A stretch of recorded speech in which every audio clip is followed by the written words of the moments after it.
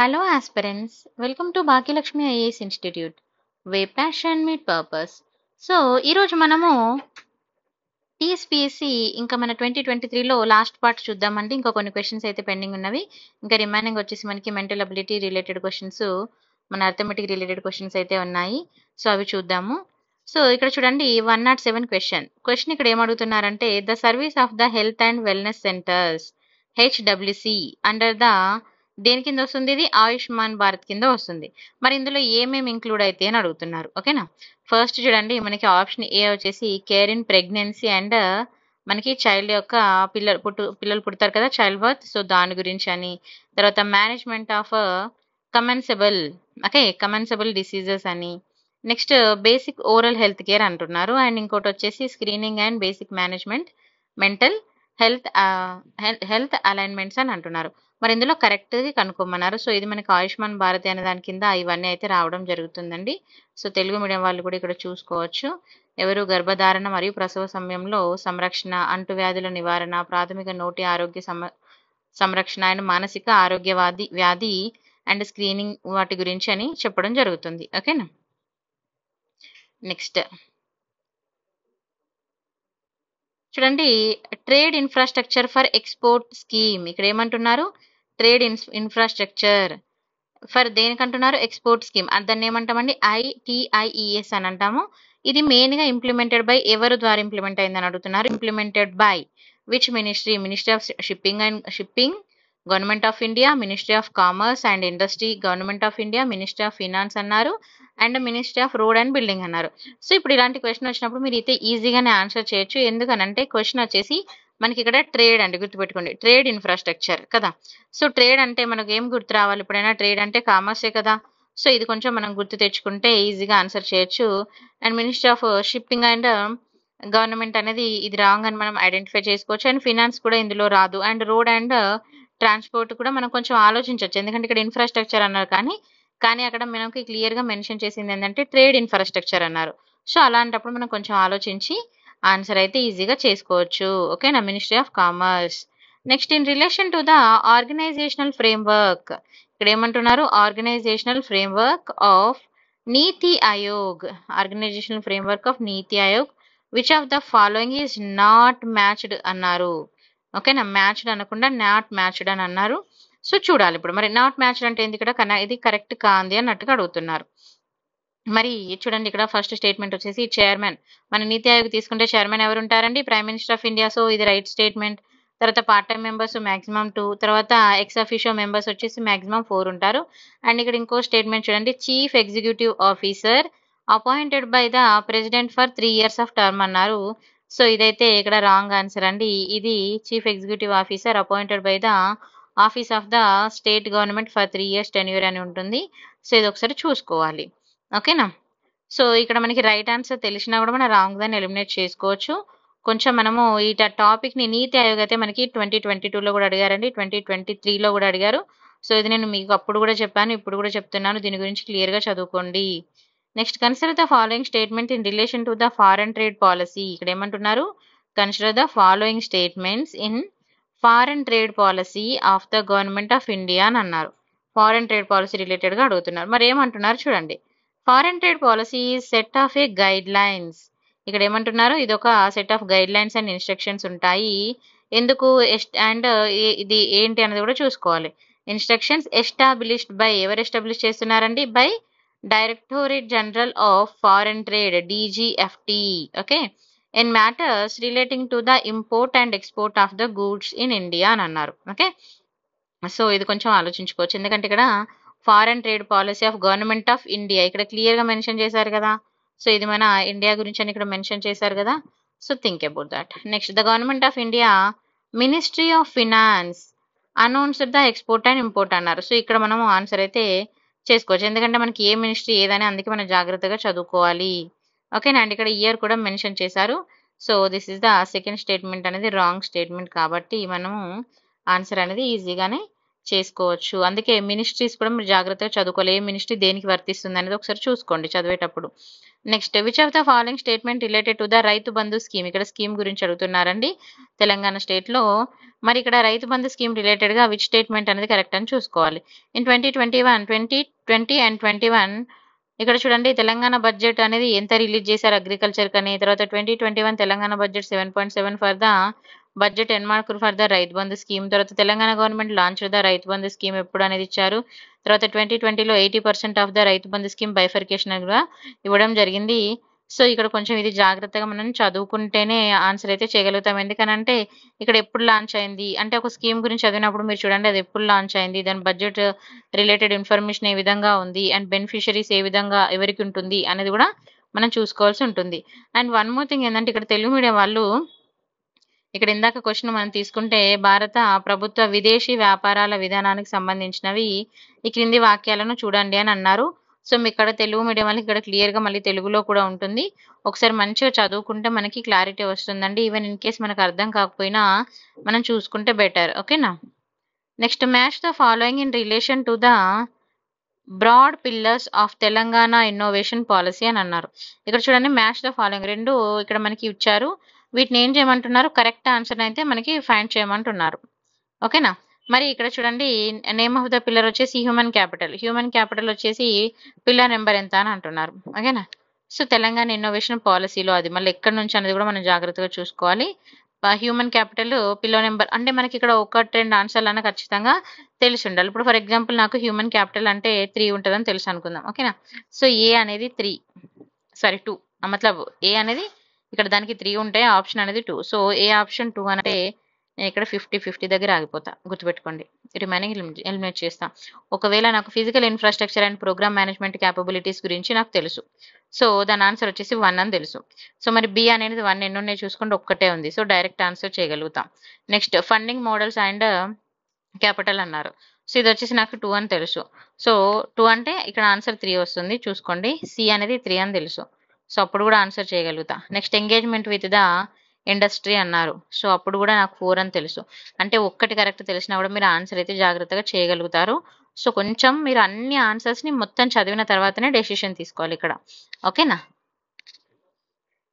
Next consider the following pairs in relation to the incentives. Okay, incentives offered under the Telangana textiles and apparel policy 2017-22 అన్నారు. అయితే ఇక్కడ ఏమంటున్నారు, కింద మనకి కొన్ని పేర్స్ ఇచ్చారు. ఏంటది అది ఇన్సెంటివ్ టైప్ అండ్ ఇన్సెంటివ్స్ అన్నారు. సో వాటి గురించి మనకి ఇక్కడ ఏది పాలసీ 2017-22 మనకి పాలసీ ప్రకారం అని అడుగుతున్నారు. మరి క్యాపిటల్ సబ్సిడీ ఎంత ఉంది, ఇక్కడ కూడా మనం ఏం చేయాలంటే కొంచెం జాగ్రత్తగా చూసుకోవాలి. అయితే ఇక్కడ ఏమన్నారంటే గివెన్ ఏ పేర్స్ ఆర్ కరెక్ట్లీ మ్యాచ్డ్ అన్నారు. వీటిని ఇట్లా అంటే ఇట్లా మ్యాచ్ చేయమని అడగట్లేదు, ఏవి కరెక్ట్గా మ్యాచ్ అవుతున్నాయి అని అడిగారు. ఓకేనా. సో మరి క్యాపిటల్ సబ్సిడీ తీసుకున్నప్పుడు అప్ టు 40 crores, తర్వాత ఇంట్రెస్ట్ సబ్సిడీ తీసుకున్నప్పుడు ఎంత ఉంది, సో తర్వాత పవర్ సబ్సిడీ, తర్వాత SGST, ఇలా మనం జాగ్రత్తగా వీటిని కొంచెం ఇలా వచ్చినప్పుడు చూసుకొని చేయాలండి. ఎందుకంటే ఇక్కడ మనకి నెంబర్స్ పర్సెంటేజెస్ అనేవి జనరల్గా చాలా తక్కువ గుర్తుపెట్టుకుంటాం కాబట్టి చూసుకోవచ్చు. కానీ నేను ఒకటి మీకు చెప్పేది ఏంటంటే ఇక్కడ 0.5, 0.5, 0.6 అలా కాకుండా అట్లీస్ట్ అప్ టు ఎంత వరకు ఉంటుంది అనే దాన్నైనా మనం చూసుకుంటే మీరు ఆన్సర్ అయితే చేయడానికి ఎక్కువ ఛాన్స్ ఉంటుంది అన్నట్టుగా. ఓకేనా. సో చూసుకోండి క్వశ్చన్ ఏ ప్యాటర్న్లో అడుగుతున్నారు అనేది కూడా మనకి important. Okay. Next arrange the following in ascending order based on the sector wise. ఇక్కడ ఏమన్నారు, అసెండింగ్ ఆర్డర్లో పెట్టమన్నారు. బేస్డ్ ఆన్ వాట్, సెక్టార్ వైజ్గా. టిఎస్ ఐపాస్ ఏంటంటే అది TS iPASS investment. TS iPASS investment అనేది ఎన్ని క్రోర్స్లో ఉంది 2022-2021 అని అన్నారు. సో కానీ క్వశ్చన్ అయితే డిలీట్ చేయడం జరిగింది. సో మీరు టిఎస్ ఐపాస్ గురించి కూడా కొంచెం జాగ్రత్తగా చూసుకోండి. నెక్స్ట్ క్వశ్చన్ వచ్చేసి కాకతీయ పీరియడ్ గురించి అడుగుతున్నారండి. ఇక్కడ చూడండి the usual way of representing the people in general during the Kakatiya period is by mentioning them as. ఇక్కడ ఏమంటున్నారు, అష్టదశ ప్రజ అని అంటున్నారు. ఇక్కడ మనకి స్టేట్మెంట్ అనేది మనం జాగ్రత్తగా చూసుకోవాలి. ఇక్కడ the usual way representing the people in general during the Kakatiya period టైంలో తీసుకున్నప్పుడు వాళ్ళని ఏ విధంగా మెన్షన్ చేశారంటున్నారు. తర్వాత people of this period led to the corporate life, వీళ్ళు లీవ్ చేశారని, తర్వాత during the Kakatiya period individual caste organisation and their corporate associations ఉన్నవి అని, వీటిని ఏమని పిలుస్తారంటున్నారు, సమయచార అని పిలుస్తారని అంటున్నారు.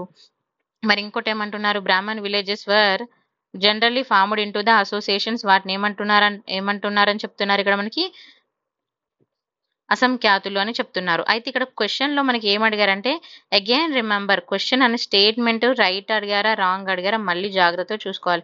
ఇక్కడ నాట్ కరెక్ట్ అన్నారండి. Okay, so please Telugu medium వాళ్ళైతే ఇక్కడ మనకి ఇచ్చారు, కాకతీయుల కాలము నాటి కింది ప్రవచనములను పరిగణించుము అన్నారు. అంటే కాకతీయుల కాలంలో ప్రజలకు ప్రాతినిధ్యం గురించి చెప్పవలసి వచ్చినప్పుడు సాధారణంగా వారిని ఏమని చెప్పారంటండి, అష్టదశ ప్రజలుగా సంబోధించారు. అండ్ ప్రజలు ఈ కాలంలో కార్పొరేట్ జీవన విధానాన్ని అవలంబించారని చెప్తున్నారు. అండ్ ఈ కాలంలో సమయాచార అనే పేరుతో కుల సంఘాలను ఏర్పరచుకున్నారు. ఆయా సంఘాల సభ్యులను బాగోగులు వాళ్ళు చూసుకునేవారని, తర్వాత బ్రాహ్మణ గ్రామాలు సాధారణంగా అసమఖ్యాతులు అనే సంఘం పేరుతో పిలుచుకునేవారని చెప్తున్నారు. బట్ ఇక్కడ మనకి చాలా మందికి ఇక్కడ డి ఆన్సర్ అయితే రాంగ్ అని తెలిసే ఉంటది. ఓకేనా. సో ఇక్కడ మనం చూసుకుంటే చూడండి, ఇక్కడ నెక్స్ట్ క్వశ్చన్ వచ్చేసి which among the following was considered as the main occupation of dependent cost. ఇక్కడ ఏమంటున్నారు, ఆశ్రిత కులాలు. తెలంగాణలో ఏమంటారండి, తెలంగాణలో ఆశ్రిత కులాలు అంటారు. సో మరి ఇక్కడ మన క్వశ్చన్ వచ్చేసి which of the following considered as the main occupation of dependent costs అని అన్నారు. మరి వీళ్ళు ఎవరిని అంటాము అని అంటున్నారు. సో బెగ్గింగ్ చేసే వాళ్ళండి, గుర్తుపెట్టుకోవాలి. సో ఇక్కడ తెలుగు మీడియం వాళ్ళైతే తెలుగులో చూసుకోవచ్చు. మనము ఇక్కడ క్లియర్గా ఇచ్చారు, తెలంగాణలో ఆశ్రిత కులాల ప్రధాన వృత్తిగా కింది వాటిలో దేన్ని పరిగణిస్తారు అని అంటున్నారు. ఓకేనా. Next what is meant by పంచ్తాని ఈపాక్. అయితే ఇక్కడ ఏమంటున్నారు, ఈ పంచ్తాని ఈపాక్ అంటే అర్థం ఏంటి అని మనకి ఇక్కడ అడుగుతున్నారు. మరి ఈ వర్డ్ చూడగానే మనకి ఒక క్లారిటీ అయితే ఉంటుంది, ఈ వర్డ్ అనేది మనకి ముస్లింకి రిలేటెడ్గా ఉంటుంది అని. సో మరి ఇక్కడ ఏమంటున్నారు, 5 important duties to performed by the every Muslim అని అంటున్నారు. ఎందుకంటే ఇక్కడ పంచ్తాన్ అంటే మనము పంచ్ అనగానే ఒక 5 అన్న ఆలోచనలు అయితే చాలా మంది వెళ్ళిపోతారు. బట్ కొంచెం అన్ని స్టేట్మెంట్ చదివిన తర్వాతనే డెసిషన్ తీసుకోవాలి. ఓకేనా. And 5 important duties of the Muslims carried in the emblem, that is the alam. Okay, that is the alam created in the Deccan between the 15th and 16th century అన్నారు. Again ఇక్కడ 5 అన్న దగ్గర commit అయ్యే chance ఉంది. And according to the Shia faith of Muslims, it means the 5 pure persons. Okay, 5 pure persons, that is Muhammad, Ali and Fatima, Hassan and Hassan అని ఇలా మనకి 5 personalities చెప్పడం జరిగింది. These names were incorporated in ఆలం అని అంటారు. So దాన్ని మనము పంచ్తాని ఈపాక్ అని అనడం జరుగుతుంది. ఓకే. నెక్స్ట్ శివయోగ సారం. ఇక్కడ ఏమంటున్నారంటే శివయోగ సారం అనే దాని గురించి చెప్తున్నారు. It gives the details about the family history of which Kakatiya subordinates అని అన్నారు. ఇక్కడ ఏమంటున్నారు, శివయోగ సారం అనే దాని గురించి దాని డీటెయిల్స్ మనకి ఎక్కడ ఇచ్చారంట, కాకతీయ సబార్డినేట్స్ అంటే హిస్టరీ వైజ్ గా ఏం చెప్తున్నారు అనేది ఇక్కడ ఇచ్చారు. సో చూడండి, ఏ కాకతీయ సామంత పరిపాలకుల కుటుంబ చరిత్ర గురించి శివయోగ సారము వివరిస్తుంది. మరి అక్కడ ఎవరు అని అంటున్నారు, 4 మెంబర్స్ అయితే ఇవ్వడం జరిగింది. Induluri, Cheraku and Kota and Malyala. So Induluri chiefs అయితే మనము చూసుకోవచ్చు. శివయోగ సారం ఎవరి గురించి డీటెయిల్స్ ఇస్తుంది.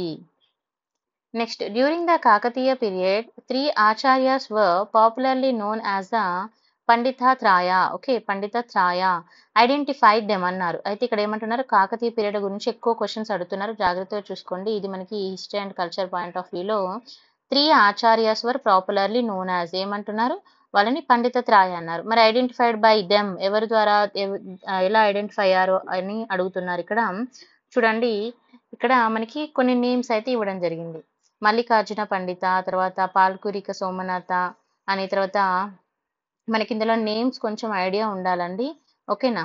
సో శ్రీపతి పండిత, మల్లికార్జున, ఎందుకంటే మల్లికార్జున అనేది చాలా మందికి ఐడియా ఉంటుంది, కానీ మళ్ళీ రిమైనింగ్ నేమ్స్ అనేది మనం కొంచెం కన్ఫ్యూజ్ అవుతాం. సో ఈ నేమ్స్ కూడా మనం జాగ్రత్తగా చూసుకోవాల్సి అయితే ఉంటుంది ఇలాంటి క్వశ్చన్స్ ఆన్సర్ చేయాలంటే. Next consider the following pairs. ఇక్కడ కొన్ని చర్చ్ అండ్ వాటి యొక్క లొకేషన్స్ ఇచ్చారండి. సో ఇవి కూడా చూసుకోండి. ఇక్కడ కరెక్ట్ మ్యాచ్ అయ్యే పేరు ఏంటి అని అడుగుతున్నారు. సో మనం మ్యాచ్ అయ్యే పేరు తీసుకుంటే సెయింట్ మేరీ చర్చ్ వచ్చి సికింద్రాబాద్. ఇది చాలా మందికి ఐడియా ఉండే ఉంటుంది నాకు తెలిసి. అంటే మనం వెళ్తూ వస్తున్నప్పుడు కూడా చూస్తూ ఉంటాము. తర్వాత సెయింట్ జార్జ్ చర్చ్ వచ్చి అబిడ్స్ అండి. సో ఈ రెండు మనకి రైట్ ఆన్సర్స్. తర్వాత during the Qutb Shahi period both Hindu and Muslim elite were dresses consisting of the kulah and qaba అన్నారు. ఓకే, వాళ్ళు ఇక్కడ మరి ఎవరి టైంలో అడుగుతున్నారు? శాతవాహన టైంలో అడుగుతున్నారు. What to do these two terms, ఈ రెండు టర్మ్స్ యొక్క అర్థం ఏంటని అడుగుతున్నారు.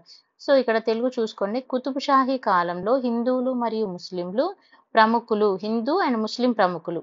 ఓకే, హిందూ అండ్ ముస్లిం ప్రముఖులు ఇద్దరు కులా మరియు ఖబా అనే కబాలతో కూడిన దుస్తులను ధరించేవారు. మరి వీటిని అసలు ఈ కులా అంటే ఏంటి, కబా అంటే ఏంటి అని అంటే, ఒకటి క్యాప్ అండ్ లాంగ్ కోట్ అంటున్నారు, తర్వాత ట్రెజర్ అండ్ బెల్ట్ అంటున్నారు, shirt and dhoti and headband and tie. So ఇక్కడ మనం ఇది ఈజీగా ఎలిమినేట్ చేయొచ్చు కదా, ఎందుకంటే చాలా మందికి ఐడియా ఉంటుంది. తర్వాత హెడ్ బ్యాండ్ అండ్ టై అనేది కూడా తీసేయచ్చు.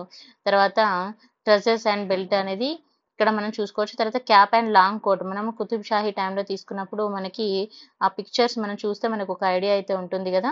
సో చూసుకోవాలి. And what was introduced by the Zoroastrian Irani immigrants in Hyderabad during the early 19th century. సో ఇక్కడ మరి ఈ జోరెస్టియన్ ఇరానీ చాయ్, మీ అందరికీ ఇరానీ అనగానే గుర్తు రావాల్సిందంటే ఇరానీ చాయ్ అండి.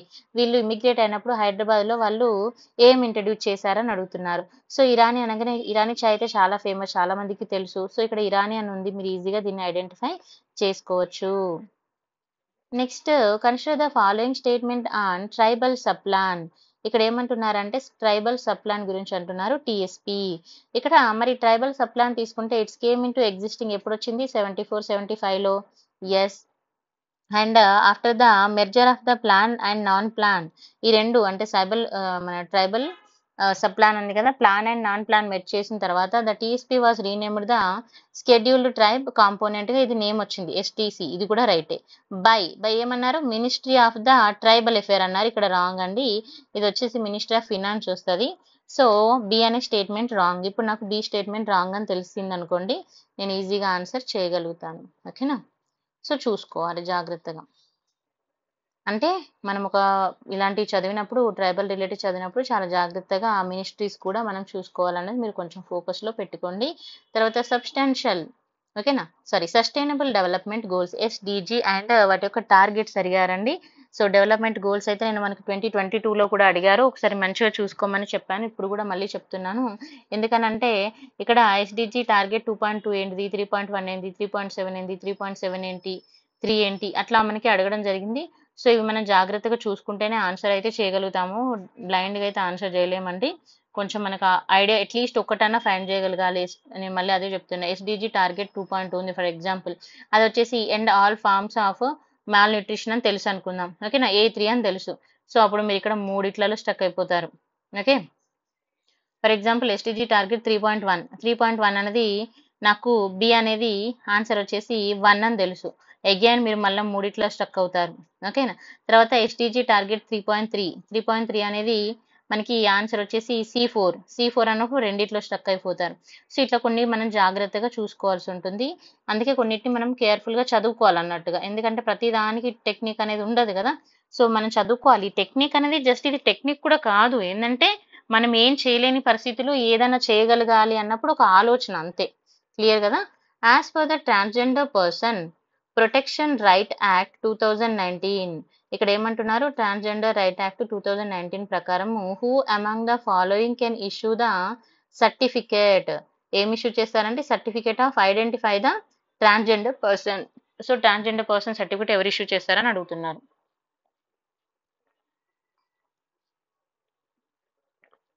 సో మరి ఎవరు ఇష్యూ చేస్తారండి? ఇక్కడ chief medical officer of the area hospital అన్నారు. So this is wrong. And medical superintendent of the area hospital, no. District magistrate అనేది మనకి ఇక్కడ రైట్ ఆన్సర్ వస్తుంది. తర్వాత ఎలక్టెడ్ సర్పంచ్ అన్నారు, ఇది కూడా రాంగ్ ఆన్సర్. కొంచెం ఆలోచిస్తే ఇదైతే డైరెక్ట్ మనం ఎలిమినేట్ చేయొచ్చు ఫస్ట్. తర్వాత ఈ ఏరియా హాస్పిటల్ అనేది కూడా మనం ఎలిమినేట్ చేయొచ్చు. ఇక్కడ కొంచెం ఆలోచించవచ్చు, ఎందుకంటే సూపరింటెండెంట్ అని అన్నారు కాబట్టి కొంచెం ఆలోచించవచ్చు. బట్ కొంచెం మనం మంచిగా ఆలోచిస్తే ద పవర్స్ అనేవి చూసుకున్నప్పుడు మనం చూసుకోవచ్చు అండి. పంచాయతీస్ కానీ ఇప్పుడు మనకి మెజిస్ట్రేట్ పవర్స్ ఏమున్నాయో చూసుకుంటే ఆన్సర్ చేయొచ్చు. Next, consider the following statement relating to the women works. ఇక్కడ ఏమన్నారు, ఉమెన్ వర్క్స్ కి రిలేటెడ్ గా స్టేట్మెంట్ అడిగారండి. ఇది వచ్చేసి మనకి రిపోర్ట్ అండ్ ఇండెక్సెస్ కి రిలేటెడ్ గా వస్తుంది. అయితే మరి ఇక్కడ కరెక్ట్ ఆన్సర్ అయితే కనుక్కోమన్నారు. ఎబో స్టేట్మెంట్ లో కరెక్ట్ స్టేట్మెంట్స్ కనుక్కోమన్నారు. ఓకేనా. సో చూడండి, according to the OECD report, women spend between 2 to 10 times more times on care work than men. ఇక్కడ ఏమంటున్నారు, ఉమెన్స్ ఎక్కువ కేర్ వర్క్ మీద వాళ్ళు ఫోకస్ చేస్తారని. తర్వాత 2019 ఎన్ఎస్ఎస్ రిపోర్ట్ ప్రకారం women spend 299 minutes a day on unpaid domestic services. Okay, while men spend 97 minutes. Remember this. According to the Global Gender Gap Report 2021, 23.3% of women in India participating in the labor market. And Pradhan Mantri Gramin Digital Sakshat Abhiyan aim to enable the women in rural area to spend more time care work at home. 100% wrong statement అండి ఇది. ఎందుకంటే ఇక్కడ development అని care work at home అనే దాని మీద, అంటే మీరు ఇక్కడ అనుకోవచ్చు లైక్ ఈ ఉమెన్ డెవలప్మెంట్ ప్రోగ్రామ్స్ కానీ వర్క్ ఫ్రమ్ హోమ్ కానీ అట్లాంటివి అనుకోవచ్చు. బట్ ఇక్కడ స్టేట్మెంట్ అంటే ఇక్కడ ఈజీగా రాంగ్ అని తెలుస్తుంది మనకి. సో నేను డి ఎలిమినేట్ చేయగలిగిన A is the right answer. So ప్రతి స్టేట్మెంట్ అందుకే మనం ఏం చేయాలంటే జాగ్రత్తగా చదువుకోవాలి. ఫస్ట్ మనకు వచ్చా రాదని టెన్షన్ పడకుండా చదువుకోవాలి. తర్వాత the child labour prohibition and regulation act 1986 was recommended by. ఎవరు రికమెండ్ చేశారు అని అడుగుతున్నారు. అంటే కమిటీ, దేవ్ కమిటీ, కోతారి, తర్వాత నరసింహన్ కమిటీ, తర్వాత గురుప్రసాద్ స్వామి కమిటీ. సో నేనైతే నరసింహస్వామి కమిటీ కాదని డైరెక్ట్గా చెప్పేస్తాను, ఎందుకంటే నాకు ఐడియా ఉంది కాబట్టి. సో మీకు ఏం తెలియనప్పుడు కొంచెం ఇక్కడ ఆలోచించుకునే డెసిషన్ తీసుకోవాలి. అందుకే పాలిటీ చదివేటప్పుడు కమిటీస్ చదవండి. నెక్స్ట్ క్వశ్చన్ అయితే డిలీట్ చేశారు. తర్వాత IEDC. Okay, IEDC integrated education for the disabled childrens. అయితే ఈ స్కీమ్ ఎప్పుడు లాంచ్ చేశారని అడుగుతున్నారు, 1974లో. తర్వాత gender equality contributions, gender equality contributes to దేని కాంట్రిబ్యూట్ చేస్తుంది అని అడుగుతున్నారు. మరి ఇది మనకి డెవలప్మెంట్ రిలేటెడ్గా మనం చూసుకోవచ్చండి. ఇక్కడ achieving the peaceful and resilient communities and sustainable development, economic growth and women dominions అన్నారు. సో ఇక్కడ ఉమెన్ డొమినియన్స్ అయితే రాదండి. సో డి అనేది ఎలిమినేట్ చేసుకుంటే మనం ఆన్సర్ ఈజీగా చేసుకోవచ్చు. ఒకవేళ తెలియకపోయినా కొంచెం ఆలోచించి మనం ఆన్సర్ అయితే చేయొచ్చండి. సో ఇక్కడితోటి మనకి క్వశ్చన్స్ అయితే పార్ట్ కంప్లీట్ అయింది. ఇంకా మనకి అర్థమెటిక్ పార్ట్ కానీ ఈ పార్ట్సే ఉన్నాయి. సో ఇందులో అన్ని ఈ క్వశ్చన్స్ ఉన్నాయి. వీటి గురించి కూడా మనం డిస్కస్ చేద్దాము. నేను ఎక్స్ప్లెనేషన్ అయితే వీటికి ఇస్తూ డైలీ అప్లోడ్ చేస్తానండి. Thank you so much for watching. ఇప్పటితో 22-23 పేపర్ అయితే కంప్లీట్ అయింది. సో మీకు ఈ వీడియో నచ్చితే లైక్, షేర్ అండ్ సబ్స్క్రైబ్ చేయండి. రిమైనింగ్ క్వశ్చన్స్ కూడా ఈ మ్యాథమెటికల్ రిలేటెడ్ క్వశ్చన్స్ ఏదైతే ఉందో మనకి లాజికల్ రీజనింగ్, మన అర్థమెటిక్ క్వశ్చన్స్, ఇవి కూడా మీకు సొల్యూషన్స్ కావాలి అనుకుంటే నాకు కమెంట్ సెక్షన్లో పెట్టండి. నేను ఇవి కూడా మీకు చేసి అయితే వీడియో పెడతానండి. Thank you so much for watching.